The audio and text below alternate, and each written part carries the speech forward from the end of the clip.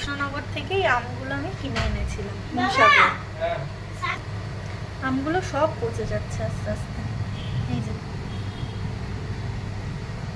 শুধু বাড়ির আমগুলোই পাকছে, এরকম যে কটা পাকছে একটা একটা করে ভাগ করছি আর খাচ্ছি। এইবার মেন পার্টে আসি। এটা হলো যে আমগুলো নষ্ট হয়ে গেছে, ভালো করে পাকেও নি আর খারাপ খারাপ হয়ে যাচ্ছে, সেগুলোকে বাদ দিয়ে আমার এক প্রিয় কাকিমা এটাকে এত সুন্দর করে একটা পায়েস বানিয়েছে, অসাধারণ খেতে। এই যে এখানে আটি আছে, আটি দিয়ে এটা চাল দিয়ে বানানো, চালের গুঁড়ি দুধ দিয়ে। আর এটা আমি নিয়েছি আমার জন্য খাবো বলে, জাস্ট অসাধারণ অসাধারণ। কে কে এরকম জিনিস খেয়েছো আমাকে একটু জানিও প্লিজ। অসাধারণ খেতে হয়েছে। কাকিমাকে অনেক অনেক থ্যাংক ইউ। কাকিমা এক এক দিন এক একটা রান্না করে খাওয়াচ্ছে আমাদেরকে, তার জন্য অনেক অনেক থ্যাংক ইউ।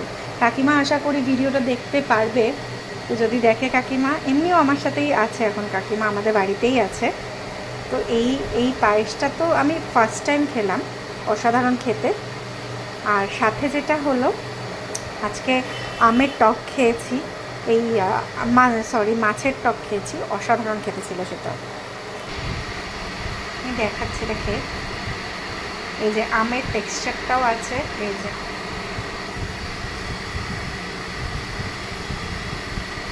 অসাধারণ, অনেকটা ফিরনির মতো খেতে, কিন্তু ফিরনিটা তো অন্য জিনিস, কিন্তু অনেকটা ফিরনির মতো লাগছে এখন। একটু টক মিষ্টি, একটু পায়েস পায়েস, অসাধারণ খেতে।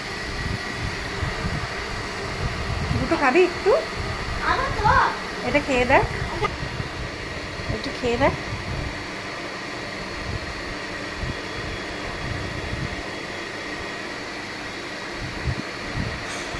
দারুণ না?